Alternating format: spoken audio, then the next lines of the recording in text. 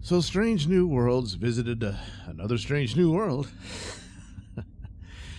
The same problems continue with this new Star Trek series that Secret Hideout has produced. And yet it still has the strange complications with it, as it were. So it's called Ghosts of Illyria, or Illyria, I think so. And this is a group of people who had petitioned membership in the Federation, and they were denied. And the reason being is that, like the Earth did in its past, they had a sort of eugenics program where they tried to advance their DNA. So they experimented on that and augmented themselves and that sort of thing. And so the Federation banned them from it. Well, I'm just going to go through the plot, and then I'll go through what I think are the positives and the good points of the show. And then the crap that drags it down the commode. So I think already, you probably have already caught on. There's a problem here. But nevertheless, that's the deal. Since then, something happened to the populace, and they don't know why or what exactly. And the planet is constantly bombarded by an ion storm. So it's I'm sure you've probably seen, if you're not watching the series, you may have seen the trailers where they show that planet with a storm cloud over it, and you go, well, that's what that's from. And so the landing party goes down to investigate, and the ion storm causes trouble. They get separated. Pike and Spock are left behind on the planet, and they got to seek shelter, while the rest of the away team, with number one, beamed back to the ship just barely. The ion storm was causing all kind of interference. Himmer had to come in and work some magic to get them up there, to get them back, and all of that. And then suddenly an outbreak happens. I wonder where they got that idea from. And it makes people act like moths to light, apparently. They become obsessed with light, needing it. Apparently this is due to a vitamin D deficiency, what have you. And curiously enough, number one appears to be immune. She seems to have symptoms at first, and then she's fine. But she keeps this to herself for a while, and there's a reason for it. And that's the plot. It turns out number one is not human. She's an Illyrian. She apparently was not. I guess this was a colony of theirs, so it wasn't the home planet or what have you. I've already forgotten. They may have detailed this. But that was the big reveal for number one. And apparently she also has superpowers. She's super strong because Himmer damn near destroys the ship as he's succumbing to the virus as well, and he's trying to beam part of the ion storm onto the ship because he wants the light and all that. And she shoots him with the phaser, and then she decides, I better take him to the sick bay, since apparently the majority of the crew are human or more or less human. And so I guess they were thinking like Himmer wouldn't be affected because of his Andorian or whatever. And but no, he was. And so there's this scene. She picks him up and just tosses him on her shoulder and walks down the hall. It's another one of these stupid slow motion scenes they do, which they shouldn't do. It's just but you see it everywhere these days. But it was to emphasize what was already established in the scene of her lifting him like that, is that she apparently possesses super strength, and that's part of the Illyrian augmentation, I guess. So that's the deal. Meanwhile, Spock and Pike are down below, and then suddenly they notice there's these, what appears to be these plasma creatures, and they think they're attacking them, but ultimately the plasma creatures save their lives, shielding them from the ion storm. And so Spock deduces that, because at first Pike says, well, they saved us, why wouldn't they save the colonists? And Spock says either they had reasons not to because their relationship wasn't that great, or they are the colonists, which is, that's what it is. Their augmentation experiments which they tried to undo. So that I don't know that undoing it, because if the violation or the denial of membership was because they had experimented on their DNA so much, now let's fix it by more experimentation. But that's, they were going to try to undo it, and as a result, this developed the virus that drove them into the light, and they charged into the ion storm. And they said, oh, that would kill them, except just by chance, the experiments caused them that the electrons in interaction between them and the storm transformed them into these plasma creatures. So they're basically these energy beings flying around. Which sucks, because I had my own sci-fi story idea about something like that. But that's probably the only interesting part. I mean, hey, it's science fiction and things get weird, and could that happen depending on what condition they were in? I don't know. It sounds like magic, but yeah. So that was the most interesting aspect of it. The rest of it, well, I guess some of the positives in it, this was more or less a #1 story. And Rebecca Romijn does a good job in the character for what they give her, which isn't much, unfortunately. And there's other little nods here and there. The landing party are all wearing these jackets. Well, I have to guess that's a nod to the original pilot in The Cage, where landing parties would put on these jackets when they beamed down. Now, they didn't look like the ones in Strange New Worlds. They were these, blue jackets and all that. And the ones they have now are black with insignia on them and everything. And that's, but it's still in keeping with that. So that's all well and good. Apparently, they also wore gloves, but they didn't in the original. But in this one, they had these black gloves on. And well, that's nice. But what they should have done, since they didn't know what they were beaming into, they should have wore spacesuits. Because then you think about, there's an outbreak and all that.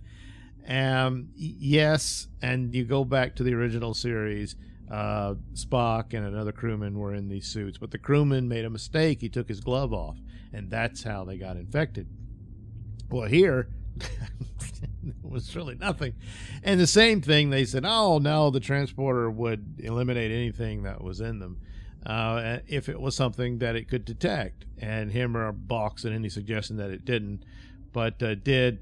But they threw in another little plot device here to explain why it didn't. So as a result of #1 keeping this secret, she was in violation of the rules here about seeking membership and lying about being an Illyrian. And this pisses off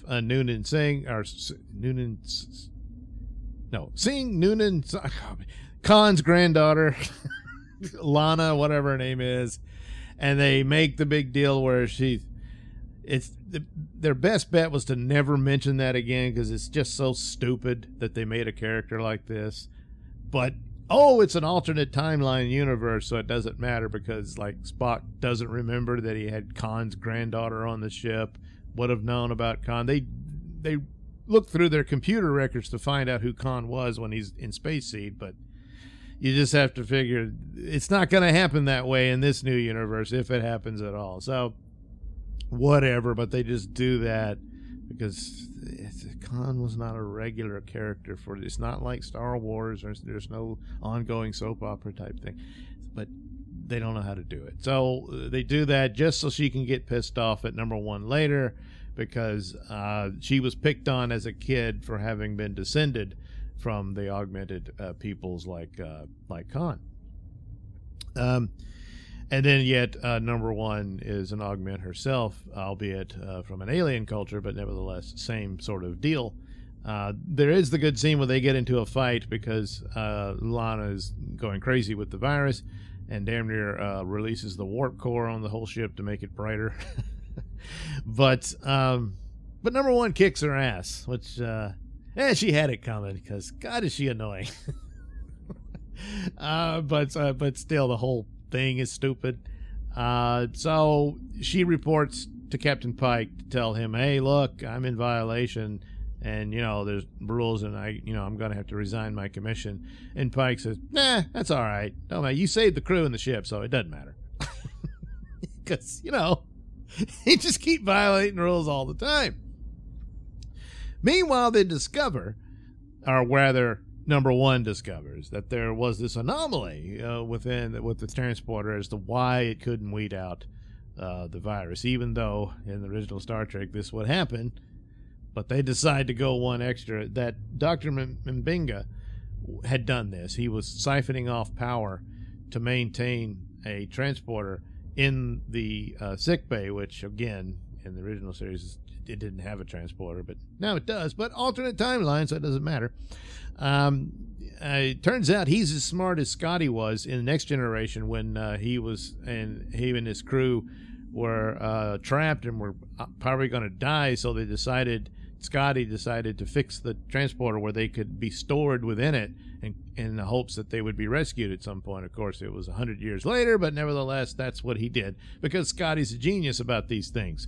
But now Dr. Mbinga's a genius too, even though that's not really his field, but he used it because his daughter has this terminal illness, leukemia of some sort, but I think it's some sort of futuristic version of it or what have you, and there's no cure. So he stored his daughter secretly. Seems like he could have come up with the idea and had permission for it, and but whatever. I mean, no one seems to notice what became of his daughter. Where is she? I don't know. I'm sure he explained it, but again, I can't stay focused on the show because it just isn't that good. But that's the deal. That was his big secret, and number one had a big secret, and she's going to protect his big secret. So he's still got, he brings her out of the transporter and reads a bedtime story to her and then puts her back in, and number one decides not to talk about it. So didn't really learn any lessons here, but the whole point that the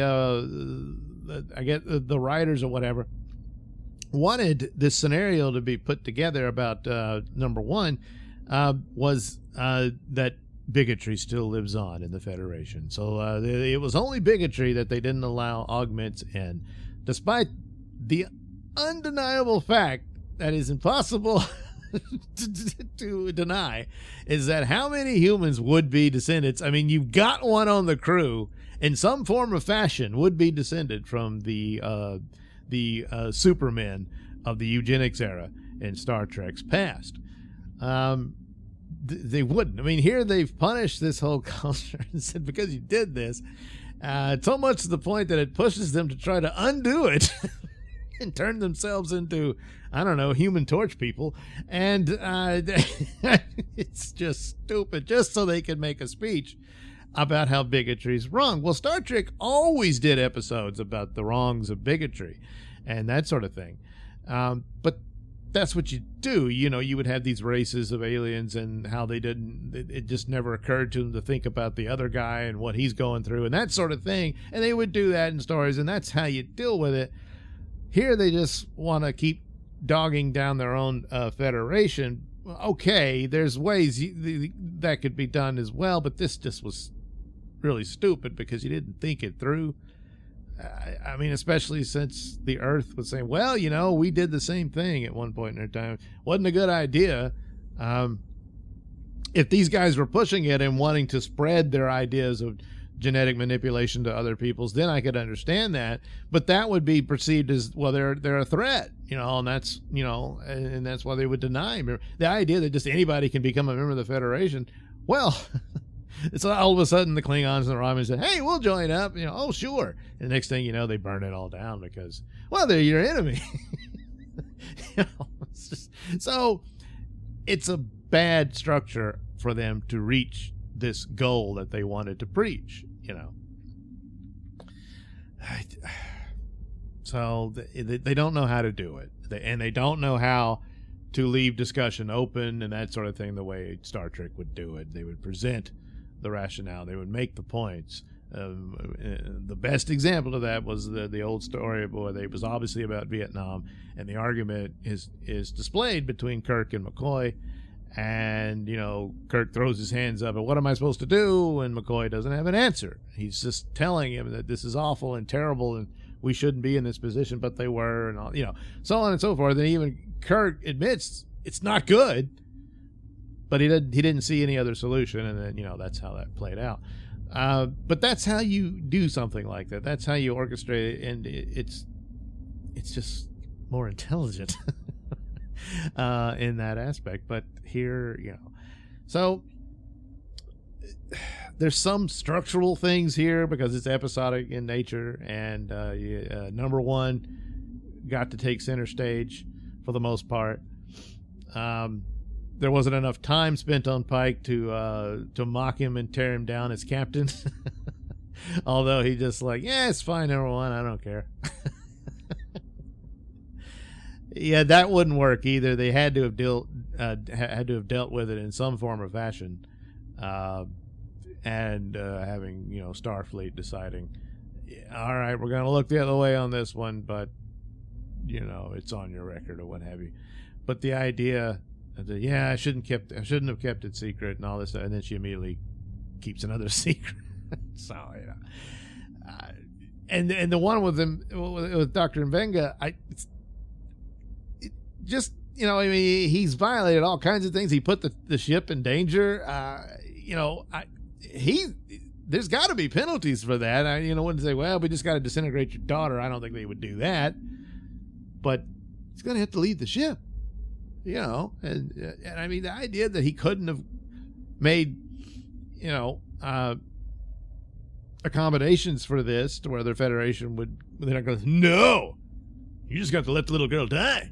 I mean, if he's able to do that, then how many others have already done it for terminally ill people in the hopes that they could, you know, solve the problem for whatever their affliction is. It's just one thing after another. It's an idea, but they don't think it through. And that continuously happens throughout this show. But there wasn't too much of cutesiness, stupid crap in it, that kind of, you know, stuff that they like to do on this show. So that was something of an improvement on it, but no. But yeah, out of the ones they've done, it's the best. But again, that's not saying anything because the other Trek shows they've done are so god awful. So it's almost painful to see talents like Rebecca Romaine and Anson Mount just get wasted, you know. Because yet again, it's almost a Star Trek show, almost. But you know how they say it, close, but no cigar.